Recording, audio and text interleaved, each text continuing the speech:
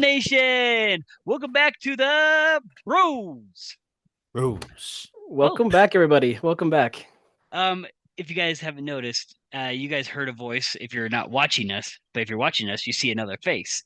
Um, we're gonna give everyone the greatest welcome of all, but the greatest welcome to Christian. Christian, welcome. Well, thank you. Welcome, Happy to be Christian. here. Welcome. For those of you who haven't heard us recently, if you didn't watch us last year, Christian has been on the show with us before. Mm-hmm.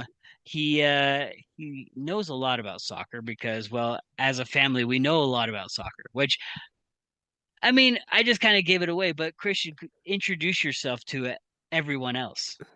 Hi, Christian, Hey, part of the family. yeah, you are. If you want to know my teams, obviously number one, RSL. And then if we're talking British, Manchester United. German, Borussia Dortmund. Italy, Juventus. Spain, Barcelona. Argentina, River Plate. Okay. And then NWSL, the Royals. I will give them a good shout out. We can agree on we can agree with River and Barca. That's true. Who do you root for in Germany? Nobody.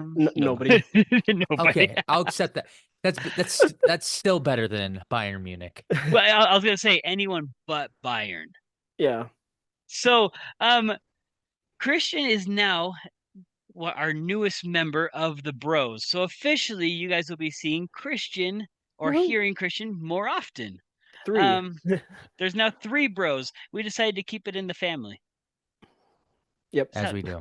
Sounds like a hello to the blind phrase. Listeners. There we go. Because actually, when I listen to us, because I listen to us afterwards, and I listen to us on Spotify, me and Marcos sound pretty similar, and so I don't get us confused. At least I hope I don't. But maybe to the casual listener gets us confused. So now Christian has another voice that doesn't sound like us. Nope, Christian definitely does not sound like us. So I don't think he wants to claim our voices. No. No, I have my own freakishly high voice, so we're. Oh yeah, freakishly high. So, freakishly high voice. Stop! What you're making me look? You're making me look bad. I have like the squeaky voice, but that's because some will say because I get really excited, and so I all of a sudden get into a squeaky high voice. But Christian, welcome. We're glad you're with us. It's been a long time coming. But oh yeah, by the way, guys, that was surprise number 1. Woohoo! If you guys saw our tweets and Instagram, we're like, special announcement. Well, that's our first special announcement. That's probably how I should have introduced it. But here we go. We're we here have anyway. New edition number 1. Edition number 1. Okay. Surprise number 2. Two.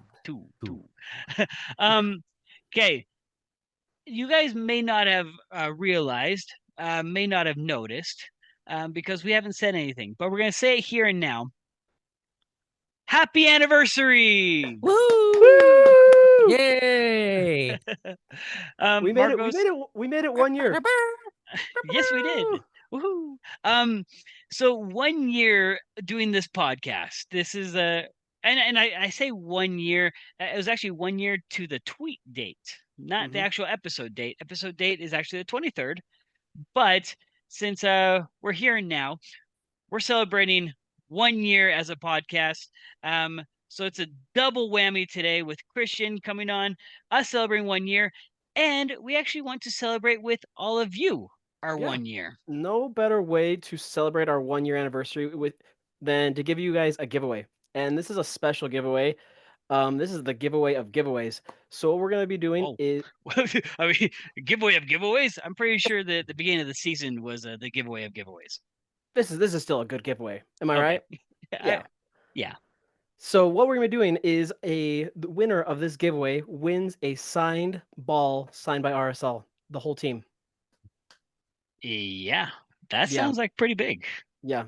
So, Alan, what do they need to do? I'll tell you what they need to do. It almost sounds like what's it called? The Price of Right. Price is Right. Why did I say Price of Right? English is hard today. English is hard. English Speaking. speaking. So what we need you guys to do, we'll have this all in writing. So if you don't want to listen to all this, you're going to listen anyways. You need to be following us on both Instagram and Twitter. You need to like the post that we put out for the giveaway, and then you need to on Twitter repost. That's all. And then on Instagram, you need to tag a friend. And it doesn't matter how many times you tag. It's only one entry. One, that's it. That's it, guys. No, Even no, odds for all. no tagging 20 friends, no tagging 30 No. friends. Tag 20 friends. Okay, you can tag 20 friends, but it only counts for one entry. Exactly. Because can you imagine? I bet you Christian has like the largest following list out of us three. He's just gonna be tagging everyone like, I want that ball. Christian, do you have a signed ball? Not a signed ball. I do have a signed picture. Oh. So and a signed hat. This contest, everybody, will run from the 17th, so Friday, which is tomorrow, the day this episode will be released, and then we'll announce the winner on Wednesday, Thursday. We'll decide on a day tomorrow. Yeah, so sometime next week the winner will be announced. So stay tuned. Come tomorrow, guys. Yes, Friday. there will be a 17th. winner next episode. Whenever that will be. We have yet to decide. Excellent. That's a lot of stuff going on. And as a quick reminder, Marcus, you have a quick reminder for everyone, don't you? Yeah. So your notice, everybody. If you guys are not already following us, head over to Twitter, head over to Instagram, follow us at the RSL Bros as well on Spotify and Apple. Make sure you guys leave us a good review. 5 stars is where it's at. Yeah, 5 stars. And then YouTube if you like to look at faces. All right, guys, we need to break down a couple of games here. We're not gonna break them down like we're like ESPN or anything, but we're just gonna trade thoughts. I wonder if we're gonna get copywritten for that.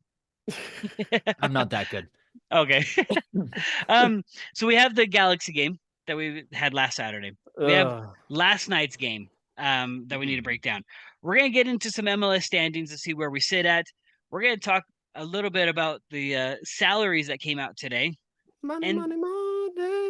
Wow.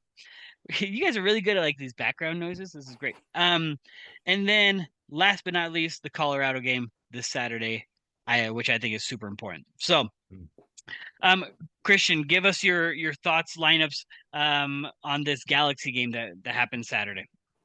I mean, just like anybody else, disappointing results. A tie against this Galaxy team is just not where it should have been, right? And taking a look at the lineup, there were some liberties taken with the lineup. I mean, obviously, the what stands out to me is our back four, and with Bodie Hidalgo on the right hand side, with Justin Glavin, Phil Quinton in the middle, which I think was an interesting choice, and then Katranis on the left wing, which obviously is his best spot, right? Now you say Quinton is interesting. Like what makes that decision interesting? Would you have done someone else?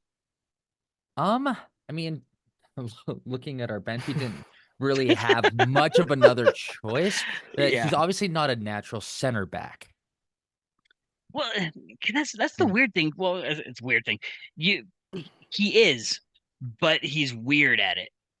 I felt like, I mean, obviously we'll get to the Seattle game in a little bit, but he played better on the outside than he did on the inside. Really? You think so? I think so. Yeah, because like we had no other option for this LA game. Like, who are we gonna put? Tommy Silva, and we saw what Tommy Silva did in the New Mexico game. No, I don't want Tommy Silva. And then unfortunately, Oviedo was still out for this LA game, so we couldn't have Oviedo. So Philip was the best option. Well, actually, I think maybe not. Hear me out on this one. Andrew Brody was sitting on the bench. No, I'm not saying throw Andrew Brody at the center back, but throw Hidalgo as the center back and then Bodie as the outside. Because we saw Hidalgo go as the center back against Chicago. Granted, It was Chicago. I feel like I have to put an asterisk on that game. I don't know why. I mean, just because we play the crappiest East team doesn't mean I have to put an asterisk. But he didn't do a bad job. No, not entirely. No. And actually, to a point, I would have preferred Hidalgo because, as we saw last night as well, Quinton's speed. If there's a weakness, there it is. Yeah. So, um, other than our back line, which obviously is not our normal back line because of Vera's suspension. Any other thoughts, Marcos, about this lineup that you saw? It's definitely one of, if not our strongest front four, like I've mentioned it all season. It's our best front four. I don't know anybody else that you could replace any other player with. Yeah. Now, the question is, how do you think they did the front four in that Los Angeles game?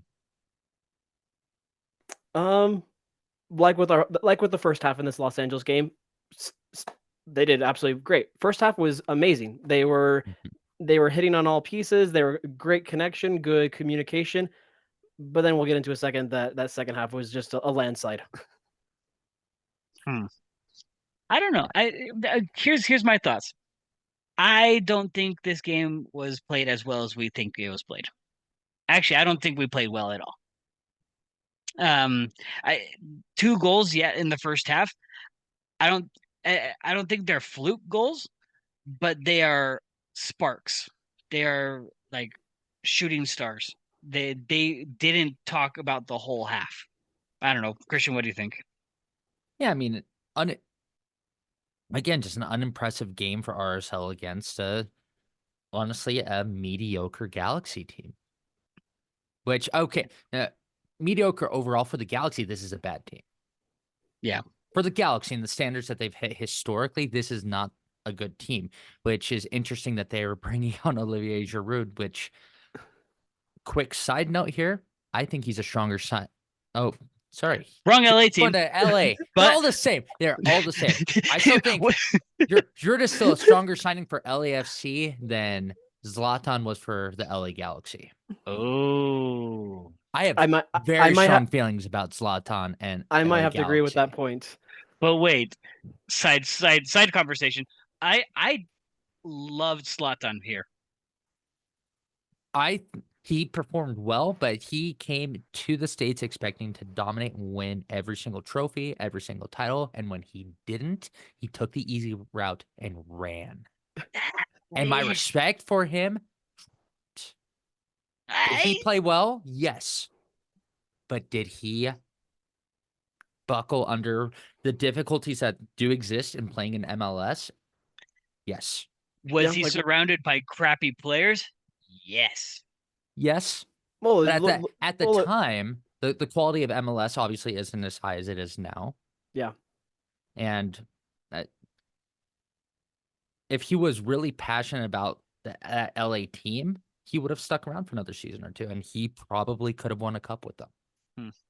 Yeah, it's same thing that happened with Pirlo, with all these other big name stars. They had to put it up with having crappy players on their team as well. So, I mean, look what, yeah.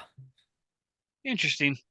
so Going back to this game, though, um, going off of what you're saying, Christian, that this Galaxy is mediocre.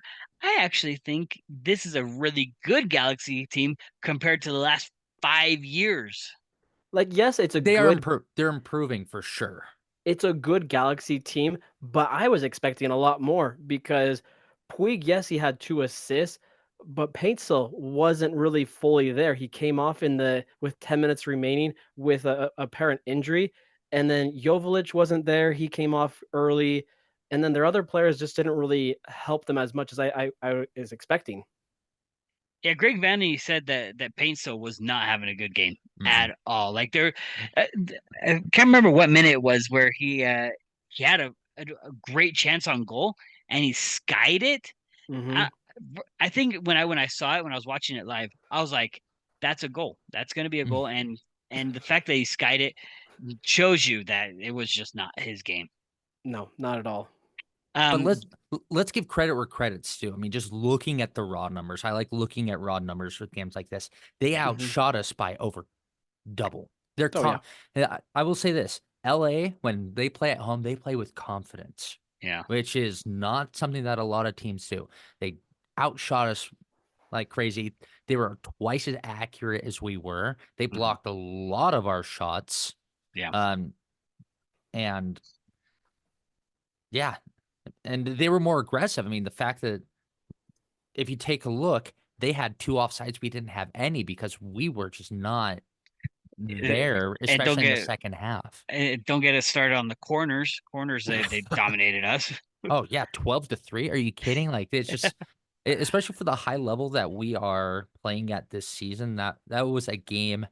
I wouldn't say a game to forget, but a game to remember so that we don't repeat that. Well, then here's a question for you guys. Did we park the bus? I would say yes and no. Like we've seen this happen multiple times by RSL where we have a great first half and then we just seem like we stop defending in that second half. And RSL just wasn't playing the same way. Like, yes, I understand we have a game, obviously just happened yesterday, a game Wednesday and then another game Saturday. But I just didn't really like that idea of taking Chicho out and then bringing in Nelson. Cause I'm like, that one I was really confused on because I'm like, maybe keep Chicho in a little bit longer, but I think maybe not entirely that substitution killed us, but just different elements in that second half. I think Pablo in one of the post game interviews, he had mentioned that Chicho felt kind of felt A little something in tweak. it, yeah, a little Yeah. tweak, and Yeah. so that was the reason why they were pulled off, why he was pulled off. But it baffles me that I think instead of putting in Palacio, I think they should have put in Chang. I would have Ooh. I would have put in Chang because Anderson Julio was already on the field Yeah. when Chicho was subbed off. If you put in Chang, he drops into that Yep. center Exactly. attacking, and you move up Julio. So I think that would have been more helpful in the defensive stance because we know the best form of defense is attacking.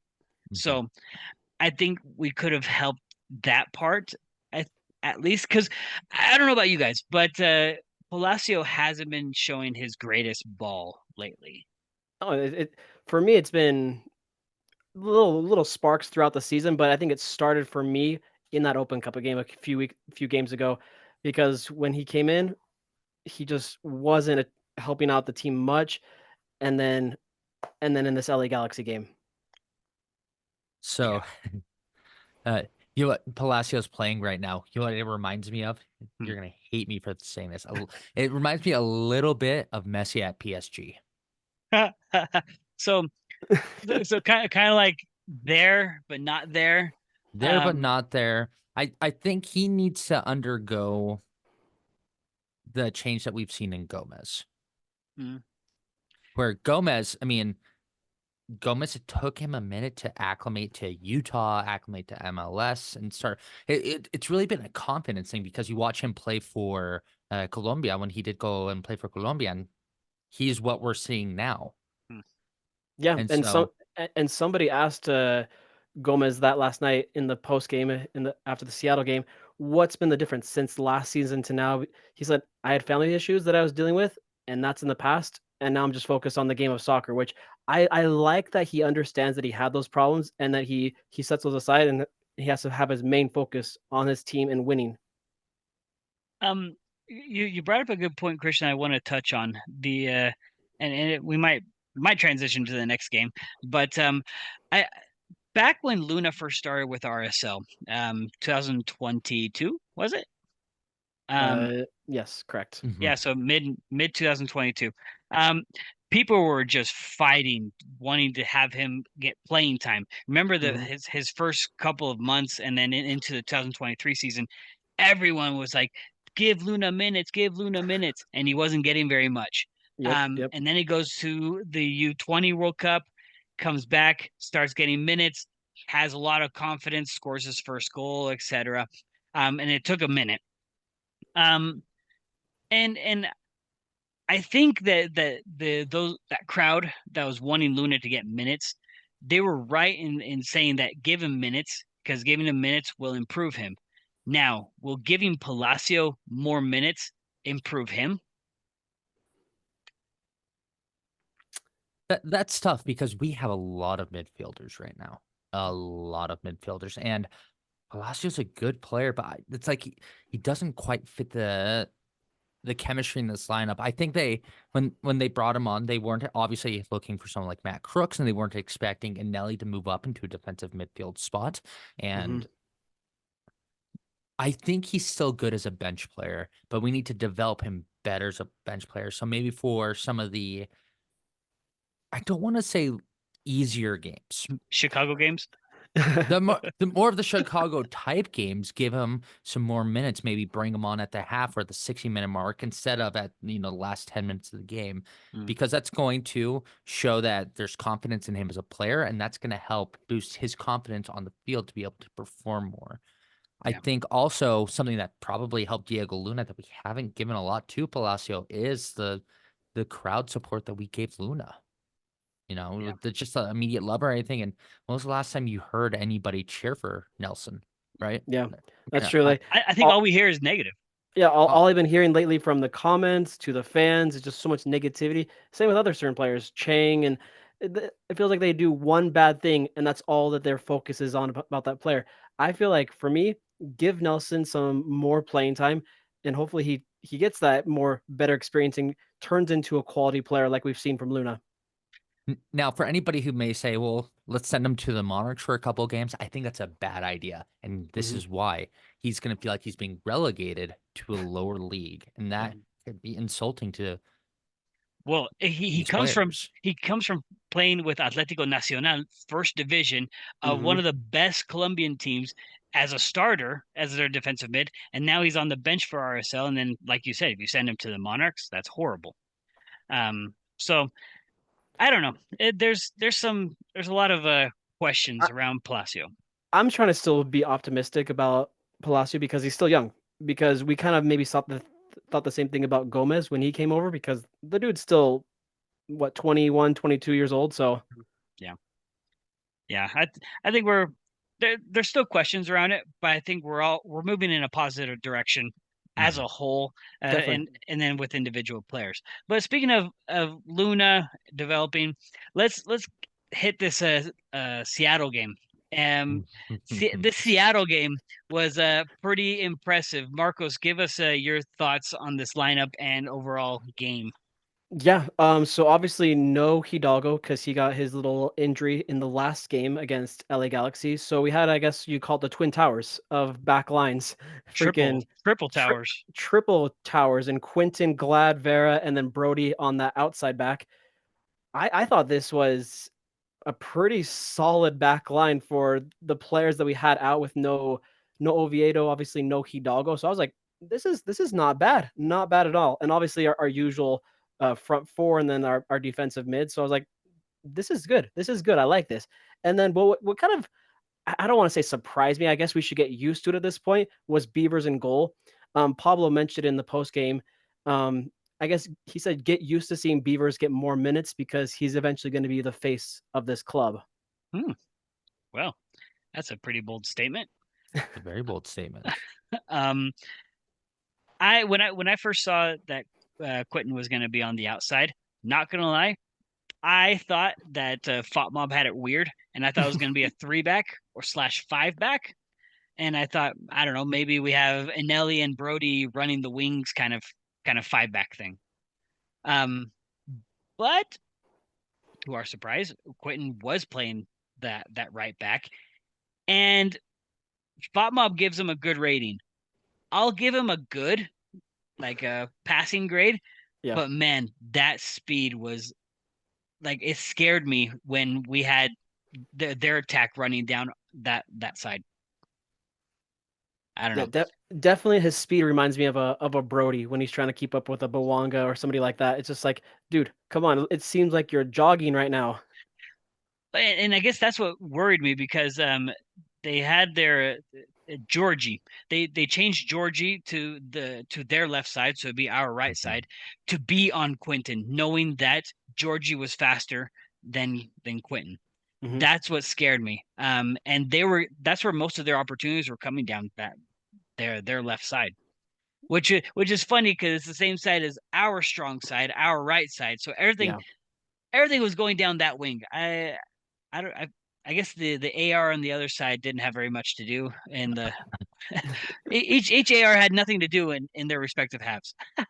But I will say what stood out to me for Quentin though was his playmaking, and that's where he stood out, and that's where I can see where FotMob justified that 7.7 rating, which I think is fair. He did a great job. Was it standout, career worthy? No, but it was a solid job. Yes, that. I mean, I guess what the stat that may stand out to me is the passes into the final third. So those are the passes coming from him and going into the attacking third. He had 10 of 10 of them. those. Yeah. I mean, That's impressive. That's That's really good. ridiculous for the draft that he is.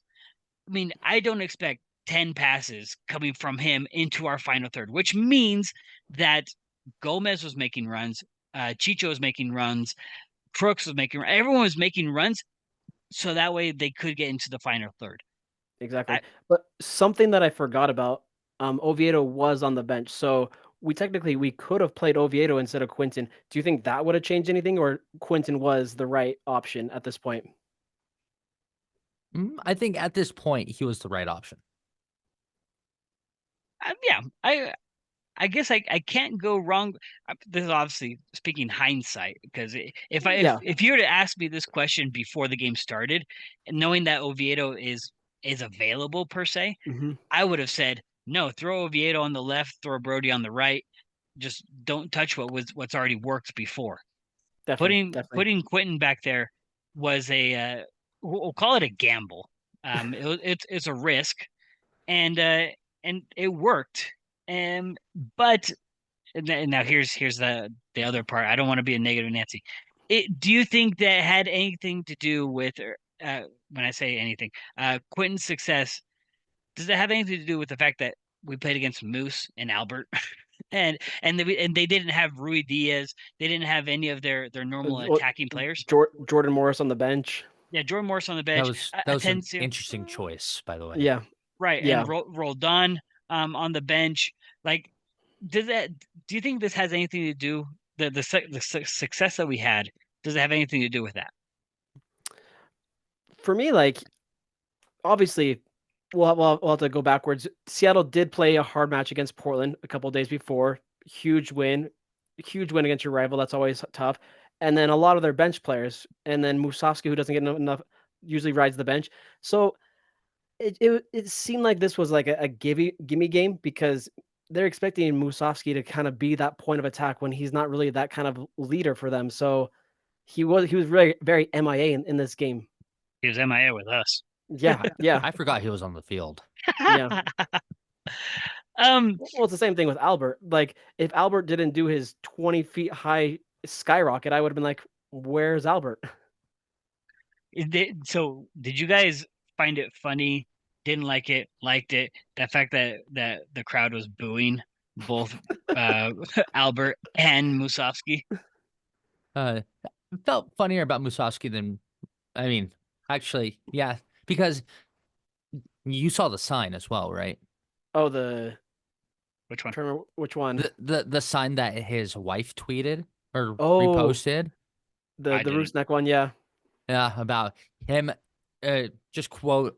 There was a sign making fun of Albert for leaving to play for the better fans of Seattle. Wait, but what did the tweet say besides the picture? Was it just the picture?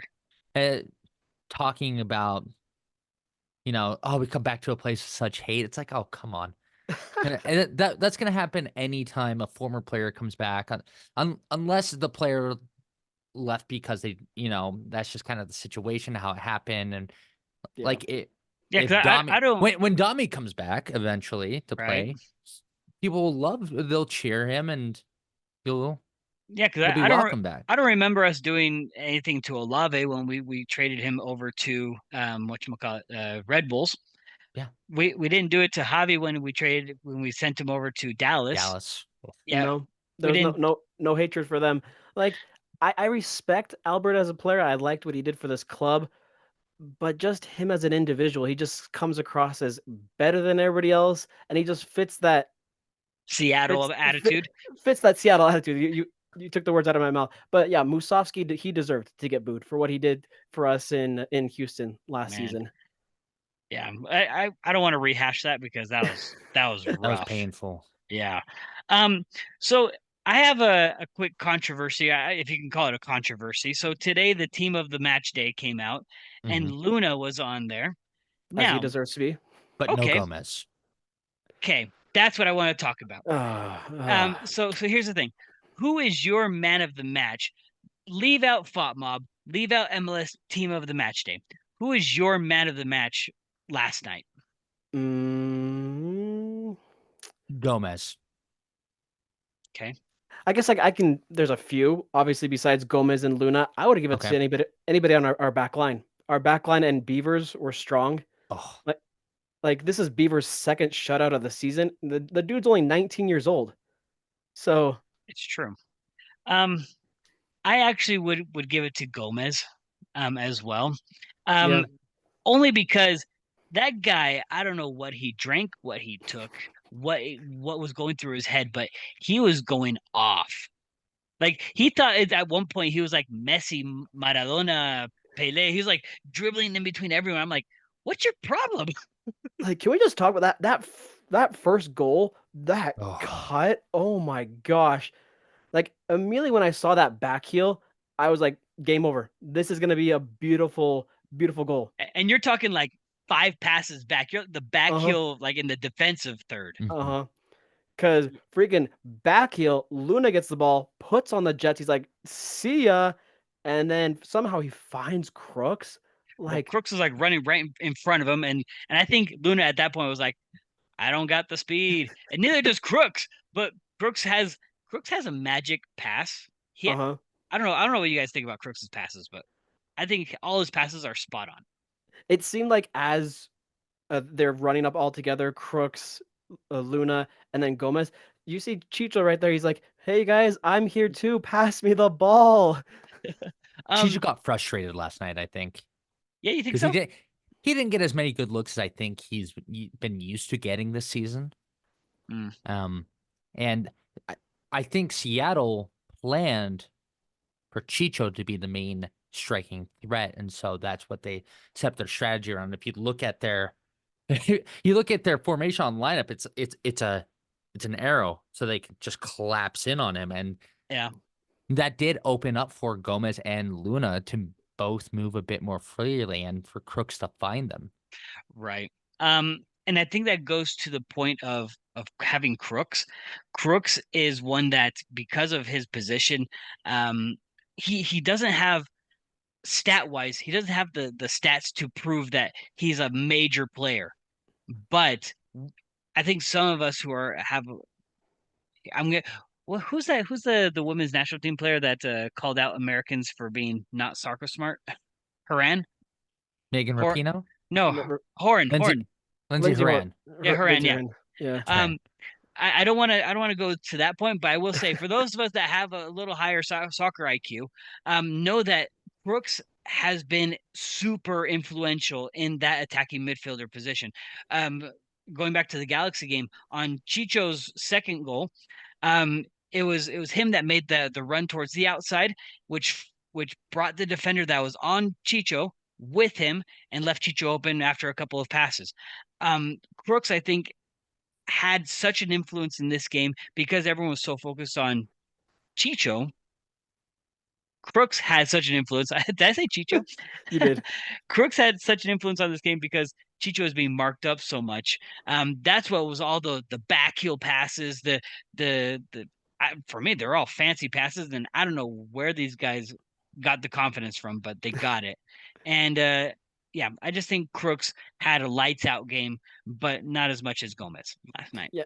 Yeah, and I've said it in past episodes before, maybe I'm kind of regretting it now. I've said if Chicho doesn't score or assist, this team's going to be in trouble because we have no other goal scorer.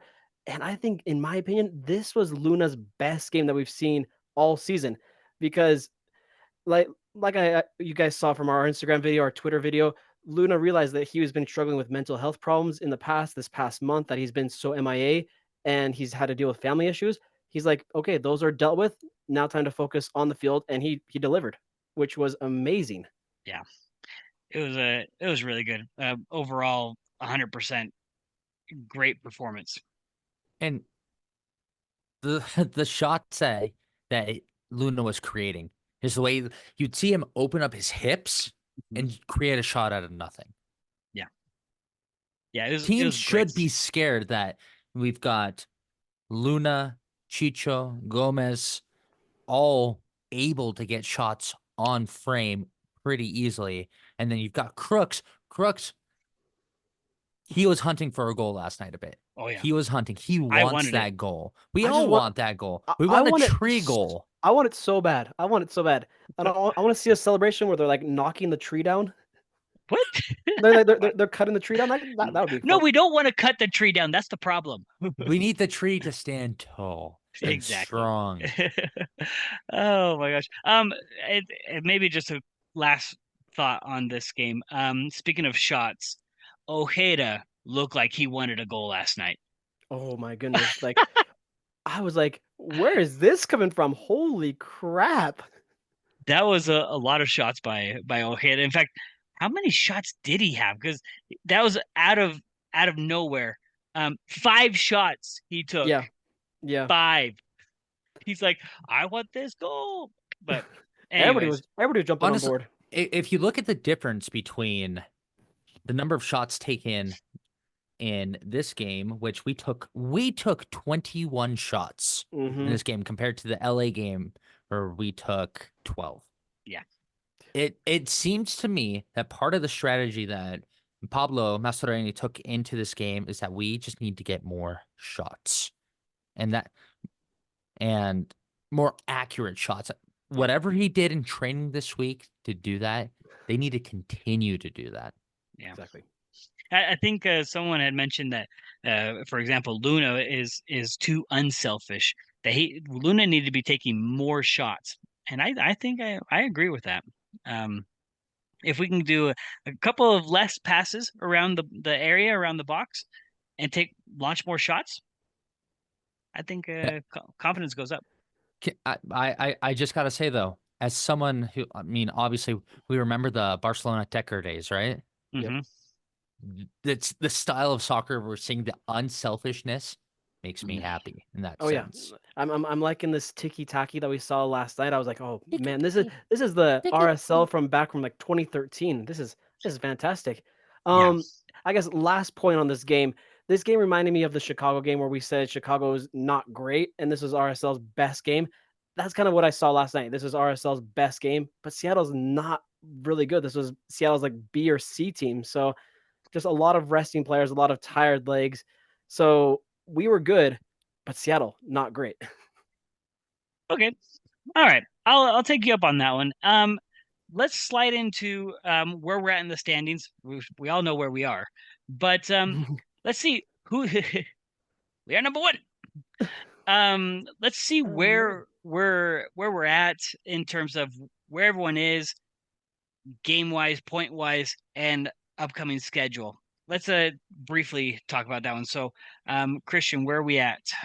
I mean, we're standing top of the Western Conference, 25 points with 13 games played, which I think is important because we've got Minnesota right behind us and second at 21 points with only 11 games played. Yeah, which that should be an exclamation mark. Yeah, and as we watch the season progress, you know, LAFC in Colorado, which we'll talk about Colorado here. It's actually fun for me to see Colorado be good. Yeah, definitely. It's scary. Makes me nervous. Oh yeah, no, because we dominated Colorado for so long, and all of a sudden they're like, we're showing up. They went out and bought some great players. Exactly. Brought on Zach Steffen for some reason, and Yep. Yeah, I'm actually kind of nervous about Minnesota though. Only because they not only have 2 games in hand, but they're also going to Portland, which yes, I know Portland had their comeback victory last night. That was the weirdest thing ever. It was But amazing. Best comeback I've seen. but Portland isn't that strong, which you could almost you almost want to think that's a guaranteed 3 points right there, which again makes me nervous because all of us play this weekend, which means they still have 2 games in hand. That's 6 points right there. And if we win and if they win, there's still that 4 point gap, and they have 6 points in hand. Makes me Yeah. nervous. It's even though we're first, it's still a scary sight. And then it was happy to see that they did tie to LA Galaxy. That did help us last night. So yeah. One thing I do take away from the standings and the stats here is goal differential. yeah, definitely. My friends, we have a really good defense. We have a consistent offense, but a really good defense. Yeah, the only team that's got a better goal difference than us right now is Mrs. Miami. Messi's Miami, and they even have 20 goals against them. That's a lot. I mean, when you have Lionel Messi and Luis Suarez just scoring a mountain of goals and a rather mediocre defense, yeah, it's gonna happen. So, my quick question to pose to you: if we were in the form we are right now versus Miami right now, would we win, tie, or lose? Win. I would give a draw to us because I feel like from the first time we played them to up until now, we're a totally different team because we have Catalanis now because we didn't have Catalanis when we played them in Miami. Crooks. Or Crooks. Good point. So I think with those two players playing against Miami would be a totally different ball game. Also, we didn't have a Nelly playing defensive mid. It's true. He was our right back at that point. Yeah. So I would give us a draw as well. But I think it'd be a high scoring draw. yeah, like a 2-2, 3. 2-2, 3-3. Yeah. Well, I trust my boys more. It's gonna be a win. Well, the only way to find out is if we play an MLS Cup. I was gonna say that first. Could you? Actually, I'm not gonna say it because I'm gonna jinx it. So never mind. Sounds good. We'll leave it at that. I wanted to ask you guys real quick because the MLS salaries came out. I'm gonna ask you guys to choose 2 players. One player who's your overpaid player, and one player who is your underpaid player. Okay, only 2. You can only choose 2. So, Marcos, give me your overpaid and your underpaid. Give me here. Go to Christian. I'm pulling up the okay, fine. list. I'm just taking a look right now. Fine, I'll go first. You go first because I'm gonna take your guys' answers. Okay, my underpaid. I think all of us can agree on this one, and if you guys agree, that's fine. But Anelli is my underpaid. He's only getting 89,000 a year. That's ridiculous. For the amount of games that he's played and started, even from last year. Last year, I think he was getting minimum. I think it was 65,000. So he got a $25,000 increase. But yeah, totally underpaid. Overpaid, I think is well, I don't think there's anything we can do about it. But Rubio Rubin, we need to get rid of him. Like get him off our roster. That's a 600,000 right there. Plus, that's just sitting there doing nothing for us. Yeah, I agree. I mean, I'm gonna take your answer with a Nelly. Absolutely, way underpaid for how good he is and what he's been producing for the team, and overpaid. I just had Kevin Lambert. Oh, we're still paying him. Yeah, we pay all loan. Oh yeah, he's loan. That's correct. That's correct. I mean, he's pulling almost 200,000. And that's an unnecessary. Okay, so what I would love, because everybody seems to be getting one old European player right now. What I would like to see is we could offload Rubin and Lambert and get a Marco Royce. I knew you were going to say that. Or I would even take Sergio Ramos and replace him on the lineup over Brody. That hurts as a Barca fan to say. Nope, nope. I don't know. I don't know if I like that at Nope, all. nope. Don't want that. Don't want that. Oh, you see, that's why we invited you. We'll see what the fans say we'll to the see. listeners. We'll Now, see. give us your thoughts as well. Yeah. For me, for underpaid for RSL, I'm gonna have to go with Gavin. I feel like he's only at what I think 85. So with what he's brought at 19 years old, 2 shutouts this season, I feel like the future's bright for that kid. 125. For overpaid, who do I feel like is getting overpaid? I don't know. I'll tell you one that Christian told me off the air. Actually, I'm exposing you, Christian. oh, You okay. you said Glad. Marcus, who's your overpaid? My overpaid, I'm gonna have to go with probably Eric Holt or Axel Kai. Oh. Because right now, Axel Kai has been MIA. Nobody knows what's going on with Axel Kai, and then Eric Holt, he's injured. So like, why is he getting that much? Well, you can't. Once you put someone on the injured list, it's not like you can reduce their play all of a sudden. This isn't workers' comp, okay? You can't pay him 3/4 of a salary. Well, Axel Kai, I think has a personal issues that he's dealing with, but yeah, that's why we haven't seen him. Which, yeah, again, that's a lot of money for personal issues. I mean, he was the one that we brought on kind of in the same vein as Diego Luna, where people were like, yes, excited. Let's get him on field. Let's see him perform. Let's give him the minutes so that he can boost that confidence and be our, Our number 9, yeah. yeah. But again, at 16 years old, I mean, I don't know what's going on, but yeah, 16 years old on the first team, getting 126,000 a year. Shoot. It's like, sign me up. What am I doing wrong? Well, you're not 16. That's Yeah. true. And you're definitely not a soccer player. Yeah. Nope. Nope. Not there at all. So shots fired.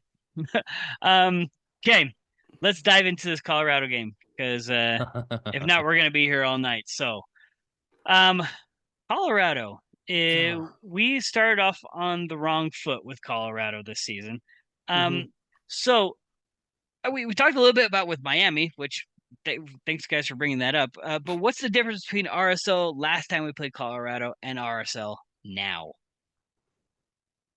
I think because RSL started 1-0 in that game, and we saw it in the LA Galaxy game. We kind of stopped defending. We stopped attacking, and we just kind of played, I guess, very lackadaisical. So we just gave up. They tied the game, and then we just like stopped defending. So that's where I felt like we kind of messed up there. And a lot of it came into, I think, of a lot of assuming something that's been great about ourselves that we've had a foundation that we're building off of for several years, and it's starting to reap benefits. And at the time, I mean, Colorado, they spent some money this offseason. They had to, and smart decision by their front office to, unfortunately, like they stole Jesper Loffelson from us, and all of a sudden they have people who are producing like Rafael Navarro and they brought on Mikhailovic and just like these dangerous players that we weren't taking into account. I bet the locker room talk was like, oh, it's the Crapids. We're gonna roll right over them, and we scored an early goal. We're like, oh yeah, we got this. We can stop trying, and all of a sudden Colorado is like, yeah. Okay, well, you want to sit back and stop pressuring our defense and stop pressuring our goal? Okay. And then they score 2 goals without any response from us, and it became an oh crap situation, and teams in oh crap situations cannot perform. Exactly. In my opinion, you guys might think differently or might think the same, but I think this might be the best Rocky Mountain Cup that we've seen maybe ever, because we have 2 teams that are literally battling for top 4 in the West. I can't say that you're wrong, because I think the last times that we've actually had to fight for Rocky Mountain Cup, I think it was back when we were bad. Well, here like I'll throw 2007. I'll throw this trivia to Christian because you already know the answer, Alan. When was the last time that Colorado beat us back to back at home? Oh. Oh, I don't By know the off the top of my by the head. way, I can't remember the answer. I'm gonna say it's probably back to be anywhere between 2006 and 2008. It was 2006. So they beat us 2006, last game of the season, and then Colorado beat us beginning of the season 2007. So Yeah, Hmm. because I uh so I did meet Kyle Beckerman once, and he talked about it when he because for those who don't know, RSL legend Kyle Beckerman originally was playing for the Colorado Rapids True. when he was sent over to Salt Lake, and he told the story about how he was pulled into the, after a practice one day out there in Denver, they pulled him into the office like, "Hey, we're trading you to Salt Lake," and to quote Kyle Beckerman, I said, "Oh, what? You're trading me to one win Salt Lake?" One win Salt Lake. That's funny. And uh, can you believe that we got such a good deal? We traded Medi Bellucci for him, bro. Kyle, if you're yeah, listening, you're a legend. You're a yeah, legend. yeah. We got the better deal of that package. So Seriously. So then we have this game is going to be a heck of a lot better, at least we would expect, than the first game that we played against them. mhm. Um, the to rehash what Jason Christ said before the season started. He said, "Don't expect immediate results." Good. We didn't expect the immediate results, and yet we got results. Yep. Um, we've only lost one MLS game this season, and that was to them. Oh, No, we lost two. I We've was like, lost two. we've lost We Yeah, two. lost one Miami. at home. We lost one at home. There we are. Yeah, there There we we go. go. Um, so, um, with one of them being Colorado, who we have to play multiple times this season, Mhm. this is for me a revenge game. Yeah. It has to And be. it has to be. So now, how has Colorado been since our last game with them? I mean, Well, they've lost 3 times and they've drawn once since the last time we played them. Which means how many wins? Let's see. One. 1, 2, 3, 4, 5. 5 they're a wins. good. They are a good team, and we should not treat them lightly. Mm-mm. Um, which brings me to my next question. Who, I mean, you'd made mention, Christian, a couple of players, but like, who should we be really be watching for this game? And who, I guess, who's technically available for this game? I haven't looked at availability. And I don't think the official availability comes out until for like tomorrow, I think, right? Yeah, Friday. I guess basing it off their game yesterday when they played Vancouver, for me, player to watch for is Navarro. He's been very, very lethal on that attack. Leads Colorado in 7 goals, so that's someone to keep an eye on, especially having Justin Glad, having Vera trying to mark that guy. We also need to shut down Mihailovic. I mean, he's been the. Navarro's been the leading scorer, but Mihailovic has opened up the most opportunities. He leads their team in assists. Hmm. I Yeah. it's it will come down to a. I mean, I think Colorado's biggest strength right now is their midfield. The Mm-hmm. midfield opening up spaces, opening up plays, and allowing for players like Navarro to get out there and create scoring opportunities. If we control the midfield, we can pull out the win. Okay, this is a matchup that might be expected by you guys, but it's not up there. But I think it's super important. It's going to be Sam Vines versus Andres Gomez. That matchup is going to be a heck of a matchup Oh because yeah. Sam Vines won Player of the Match last game. Hmm. Sam Vines is a really good left back, young too. So this is like battle of the youngsters with our right wing and their left back. Yeah. That's the Yeah. matchup I'm watching. Yeah, that kid is good. He is so good. So I guess w leaving the homer aside, who do you think is going to actually win that battle, or who's what do they need to do to have the upper hand in that battle? I think Gomez has the upper hand, honestly, because we saw in this Seattle game his speed, his good ball skills, just to be able to just go right around the Seattle defense. So, like, yes, Vines is a good defender, but I don't know if he's gonna be able to keep up with Andres Gomez. I'm gonna have to agree. I think, especially compared to the last game where we faced them, Gomez's control that is something that impressed me last night.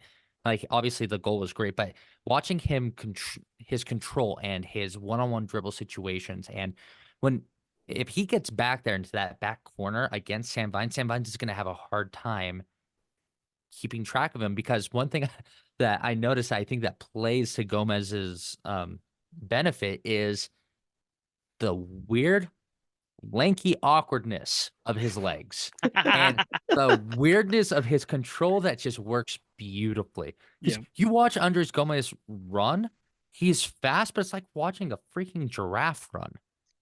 It's A odd, but miniature it giraffe. works. It's a miniature giraffe. Miniature draft. But There you it go. works beautifully. Like Yeah. and because he has insanely long legs. Mm-hmm. And but the way that like his nutmeg last night, that was That so was cool. And I'm uh, surprised, at least for me from home, the crowd didn't cheer that much. I'm like, that is one of the best moments in the game right there. Yeah. So Colorado, Sam Vines is it's a great matchup, but Sam Vines is going to struggle a bit. Yeah. so I was gonna mention if we have still Hidalgo out for tomorrow, do we still see Quinton starting on that outside back again? If we see him on the back right, um, I worry because that back right means that you're gonna have to deal with a guy like Fernandez, maybe a Mihalovic, maybe Navarro heading to those wings. I worry, Yeah. but I'm not gonna leave it out of the realm of possibilities. Yeah, because we have no real options. Like we mentioned, we have Oviedo, but that's really about it. I don't know anybody else that's gonna be able to keep up with Navarro. Yeah. Well, I guess this might be a good time. Let's throw out our predictions then. It's prediction time. Let's Prediction do it. time. Yay! Let's give the newbie a chance to give his prediction first. Christian. So when it comes to lineups, I think RSL is going to stay with the same formation.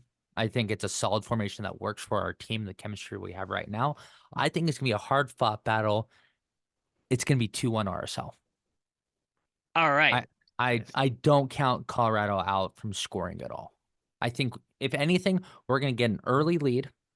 Colorado's going to come back and score around halftime. I would say maybe just after halftime, and then we'll find a like 70 to 80th minute winner.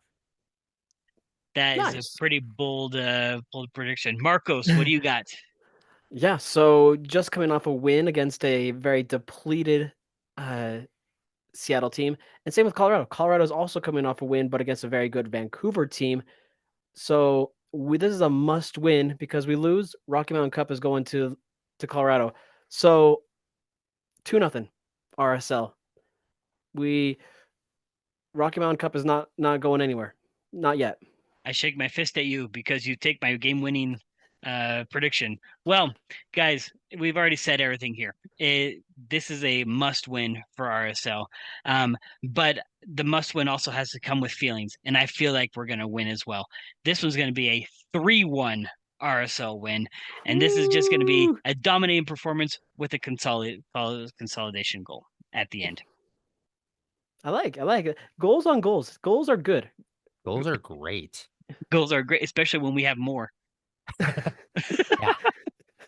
Oh my gosh. Guys, this has been great. We broke down a lot. So, um, what else can we say? We're doing really well. I feel And really good. enter the giveaway. Oh, yeah, And enter the giveaway. You never know. You might win. It could be Yeah. you. it could be you. Yeah. Marco, send us off. Yeah, we'll catch you guys next week. Make sure you guys are following everywhere, Instagram, Twitter. Catch you guys next week. Ciao. Ciao.